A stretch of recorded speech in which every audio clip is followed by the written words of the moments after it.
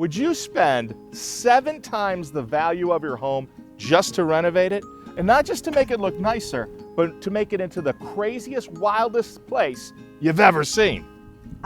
You've got me interested in this, but you gotta see this.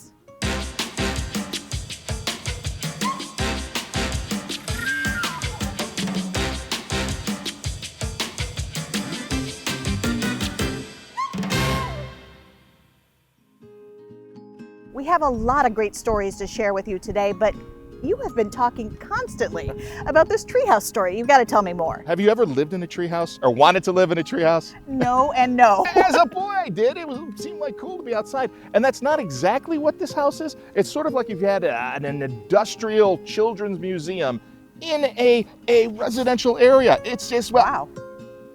Check it out. As a kid, Tom Kirk liked to draw. He still likes art, but on a bigger scale. Much, much bigger. The 48-year-old has been turning his Bloomington home into what might be described as an industrial playground and treehouse.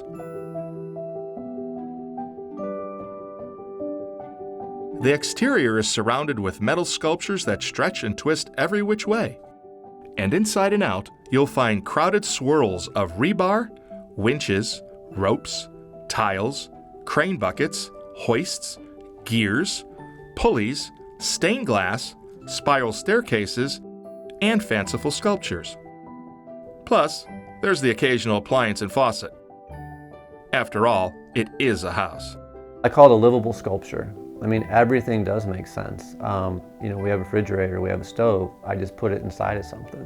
So it's no different than any other house. I mean, we have everything that everybody else has. We just arrange it a little bit different. First, I was in a demolition business. So we started a demolition company, or I did, I don't even know when, 25 years ago.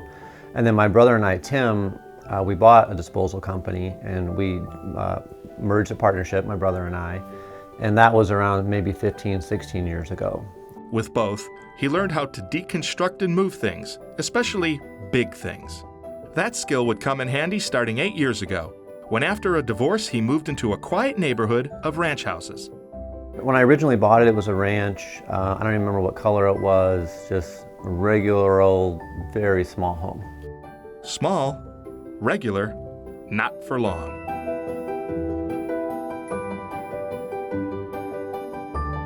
Some of it happened on accident. I wanted to remodel the home, and which I started to do, and right off the bat I decided I wanted a really big rock in the front yard. And I didn't know this till later on, but what I was using, what I found was art therapy. It was my therapy to kind of help me through the hard times and just to get me going again. Quickly, Kirk rediscovered his childhood passion for art.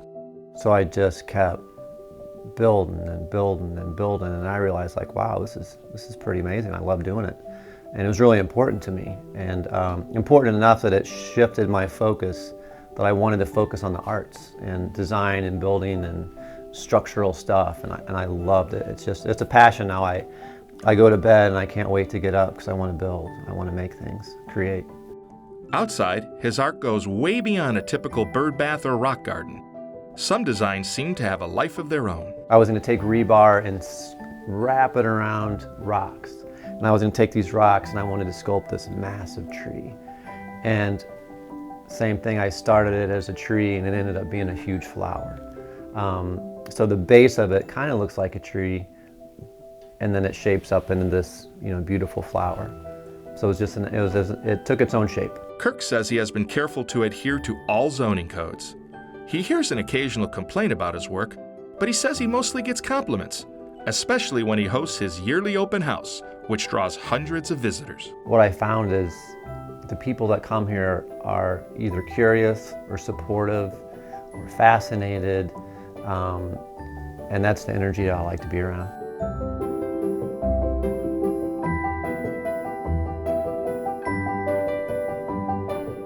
I believe I paid $105,000 for the home, and probably out of pocket, I've probably got $700,000 in the house.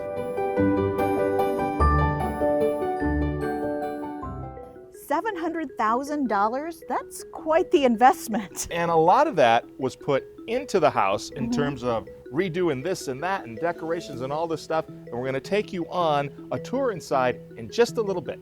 Our next story is more human interest, I would say. Have you ever heard of a lava bomb? All I know about lava bombs is I would not want to get hit by one like this young lady got hit. I mean, she overcame so much. In fact, she was on a vacation, got hit by a lava bomb, and now she's Miss Illinois. Check it out.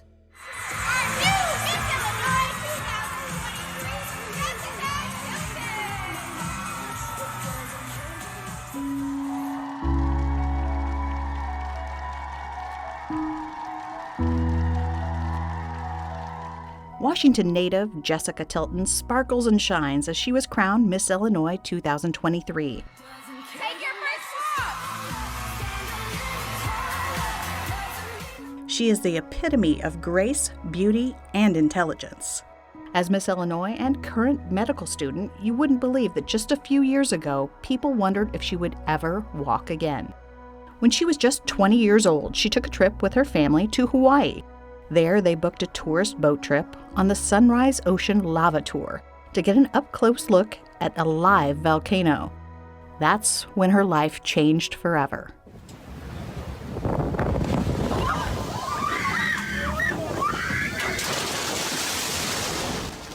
Jessica's tour boat was hit by a lava bomb.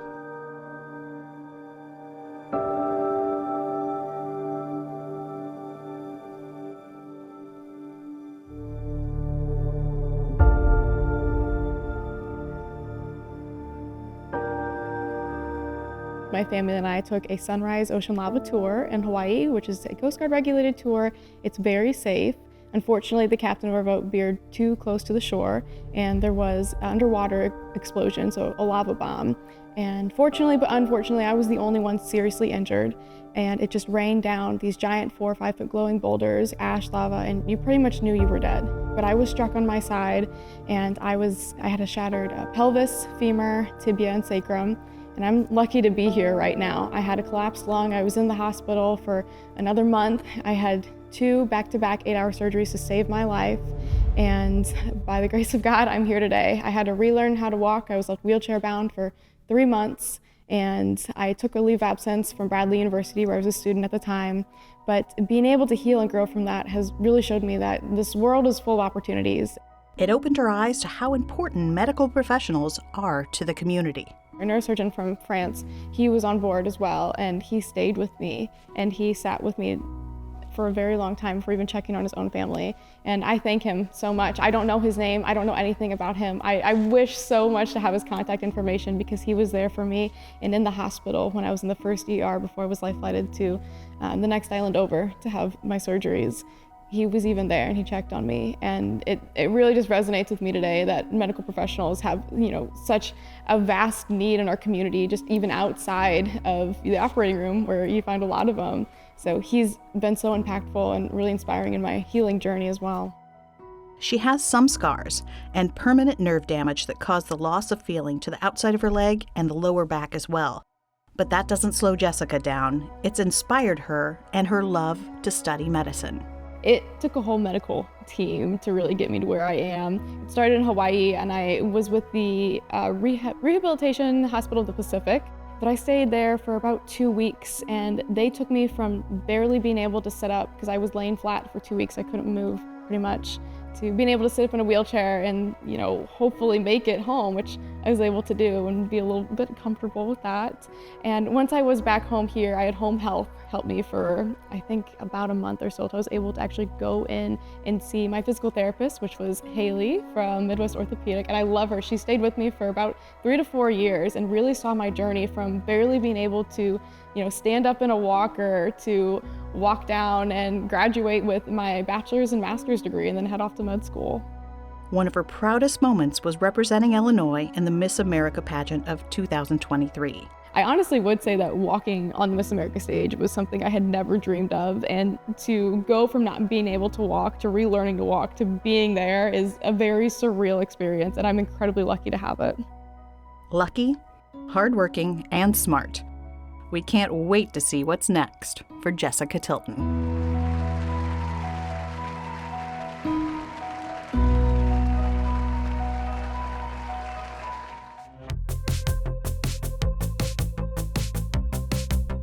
I'm Tulin Tran, and I'm the graphic designer and nonprofit coordinator. Charlene is our research team member, and Nicole is our community coordinator. And we are a team of 4 girls promoting the Pop the Bubble PR campaign.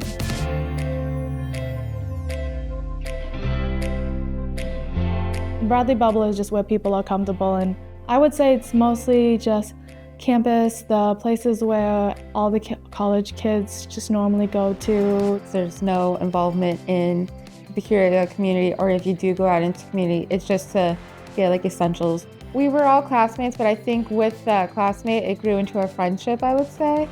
We're all taking a capstone course in public relations. It's one of the requirements for our program and for our majors. We were asked to pick a social issue, and for me, I feel like we all wanted to choose something that would not only help our day, but college students going forward after us. So we were trying to think of a fun, unique idea, and we really wanted to involve our campus with it and involve college students and people our age. Having this project to help students pop the bubble right when they enter college is important to make sure that they find their home away from home. Basically, we're doing kind of like a fun business fair where businesses are coming, promoting themselves, handing out coupons or discounts, and we're just gonna make it fun and get people excited to venture off and be like, oh, I didn't know this was here, and more involved in the community overall. Honestly, our goal is just to get more people aware of what one can do on the weekends or if they have free time, so they don't feel limited and bored on campus. And so I think that's why we were passionate to start the Pop the Bubble campaign. At work, I received an email from the organization asking me if I wanted to attend. They gave me a little information about what this was, and I thought absolutely a great opportunity to reach, the students.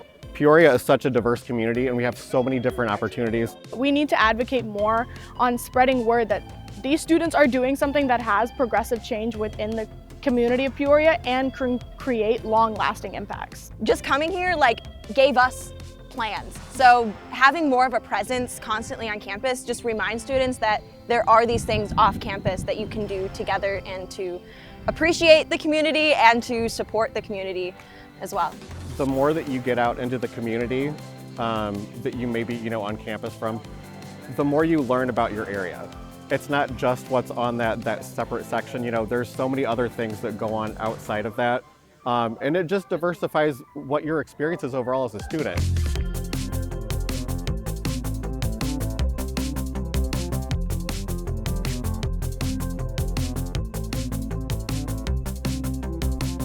We're not going to be here next semester.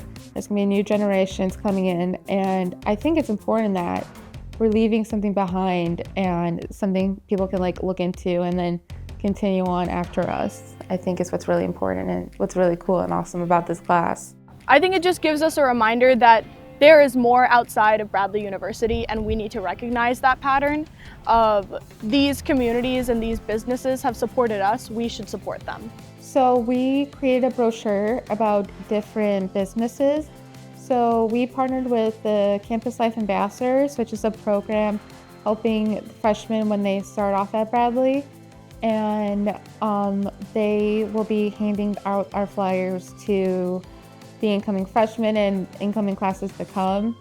So they immediately, when they start off on campus, they can see what is available in the Peoria area. So if we get Bradley University students to come out and explore around the local spots and support local businesses, I think that not only Peoria could thrive, but Bradley University students can go away with more experiences in the college career.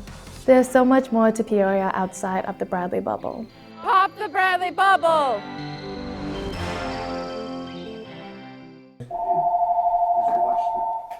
I got to answer that.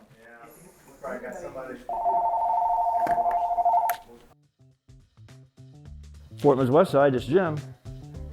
For almost 70 years, Jim Fortman grinned and laughed behind his barber chair, cutting hair and cutting up. At age 86, Fortman still brims and barks with the energy and enthusiasm of a carnival barker. and his barbershop doubled as a long-running set for a comedy show, beloved by host and customers alike. I love just being with people. Just being with people. I socialize. How many people can stand there all day long and get a new person every half hour and talk to them and get involved in their family and just become friends, become part of the family. Jim grew up in Morton, and his dad ran a barbershop in East Peoria. As Jim started studying accounting at Bradley University, his dad made a suggestion. And my dad says, why don't you go to barber college first, and then you can come out here and work with me while you're going through school. Jim liked cutting hair more than crunching numbers. So he went to work at the barbershop, taking over when his dad died a few years later. Back then, as he raised 2 kids with wife Diane, business boomed. And I had 3 chairs going out there on Meadows Avenue for 43 years, and we were busy. The fun continued when he moved his shop to Morton. The only real change over those 69 years, haircuts went from $1 to $18. He's done hundreds of thousands of haircuts.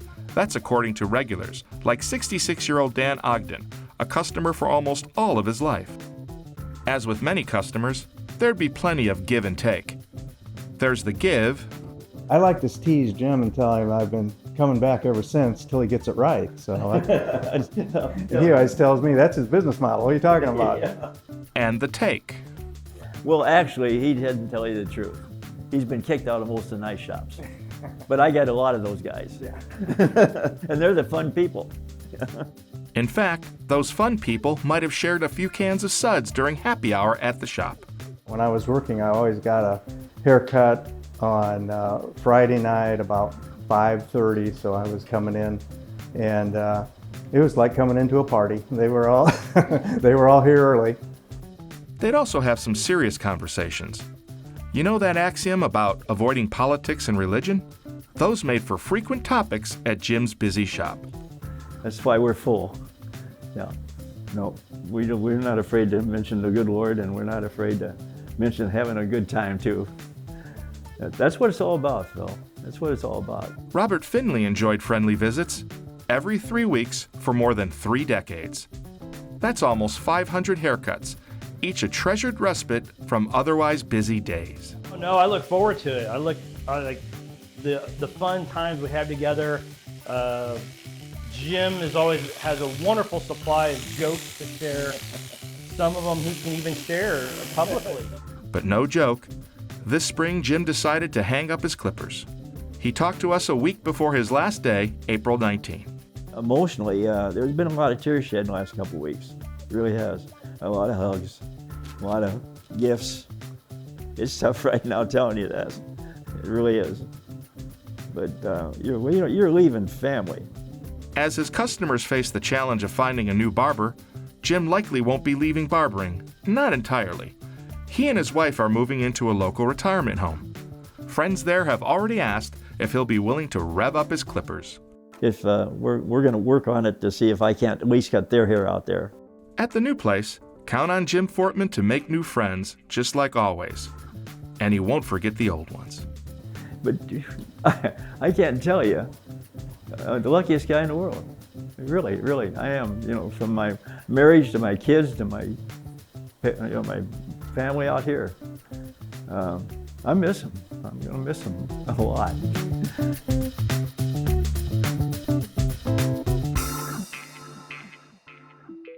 Earlier in the show, we showed you Tom Kirk's house and some of his eclectic sculptures. It was amazing. And it's incredible. We gave you a little taste of what he's been doing on the inside. Now let's take a full tour of this work in progress.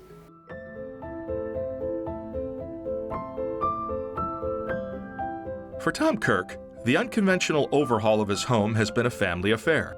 I wanted to introduce my family. They've helped me through the process, through support and physical help. And this is my partner, Sarah. Hello.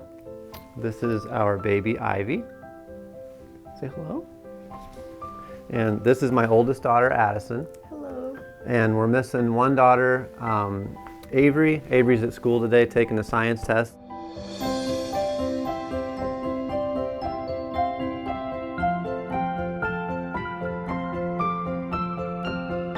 We're making memories and we're doing things together. And we I call it treasure seeking or hunting or finding things. Like they have gone with me all over the place, looking at locations, bringing materials back, bringing metals back. Addison runs the crane, and Addison set this thing in here. Addison, who after high school plans to study welding, often helps her dad inside and outside the house. The work often impresses newcomers. Most of my friends that I brought over here though, they've been used to it because they've been seeing it for so long. But if I bring a new friend over, they're always amazed of like what we're doing. And what they've been doing is remarkable. So this room right now, we're standing inside of a dragline bucket. It's a 55-yard bucket, and the empty weight of the bucket is 67,000 pounds. And I flipped it upside down to create a room space. At some point, Kirk might turn the place into an Airbnb so others can enjoy it too. So we're standing inside the bird's nest. I bet we're probably 30 some feet in the air. And this will become, a space where you could just sit and chill or hang out or take a nap or sleep in it. But his immediate plan is to live there with his daughters, partner Sarah, and baby Ivy. For her, it'll be like growing up in a fantasy playhouse. I think she's gonna have a lot of fun, and it's gonna be probably a whole different universe in here for her, and she's gonna have fun playing hide and seek, and eventually she'll have friends, and I'm sure they're gonna have a party here at some point, and she's gonna be like, look at my dad's cool house. He has more ideas, but he is running out of space on his lot. That's why he has been creating a sculpture park on property he owns in downtown Bloomington. The lot features works by himself and others.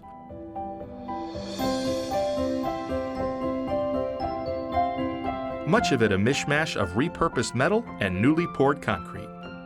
Plus, he owns a nearby building that could hold even more artworks. And what I envisioned there would be displaying arts, structural collections of some sort, things that are not mine, but turn it into a business model that I view as very similar to the City Museum in St. Louis. I love that place. For now, though, he is busy with a final push at his home. He hopes to get done by this summer and hold an open house in July. And now we just need to make everything flow together, touch, make it be able to function, create spaces that you could be comfortable in. And again, at the end of the day, if you can look past that, to me it'll just be just like another house. This is making me feel every day like I made it. I'm who I want to be, I'm living the life that I want to live, I made it. But it's just the beginning. It was a trophy, but now I want the bigger trophy.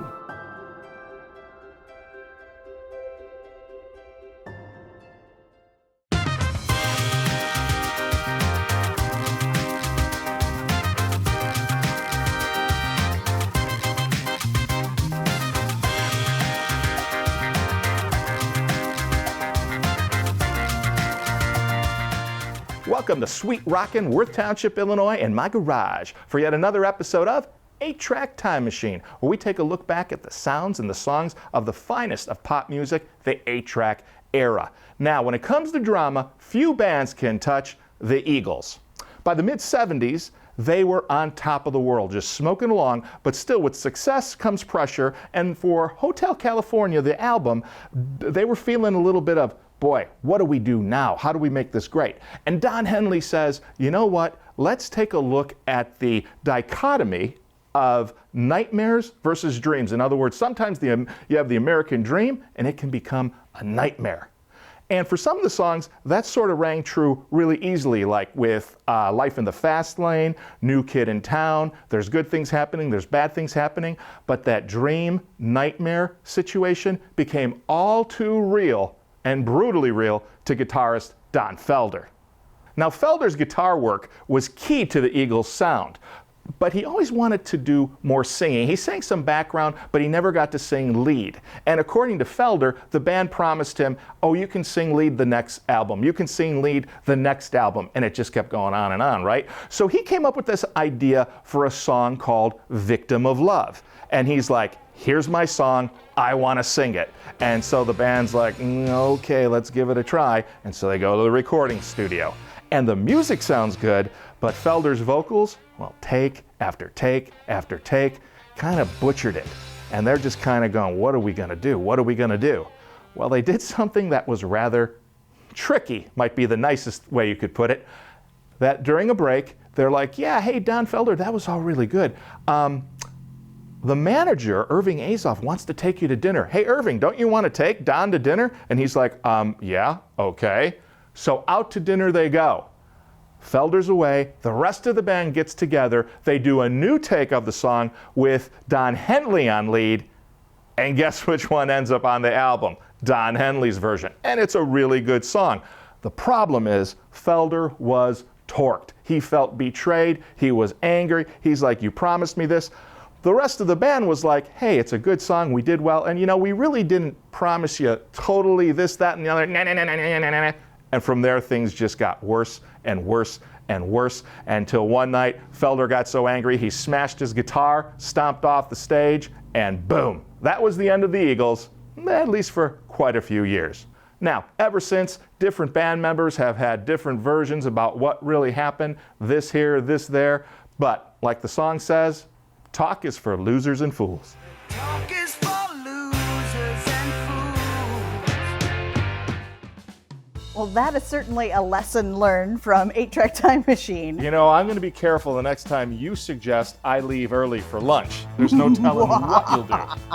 Will she do it?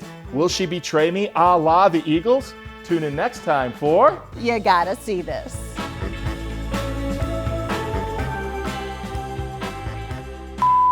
Absolutely. She survived a labadam.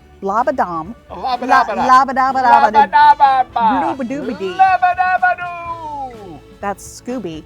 Labadabadoo. Three. Okay. Only on You Gotta See This with enthusiasm. Oh, how about I sing background? She just says that on the ready? Okay, 3. Only on You Gotta See This.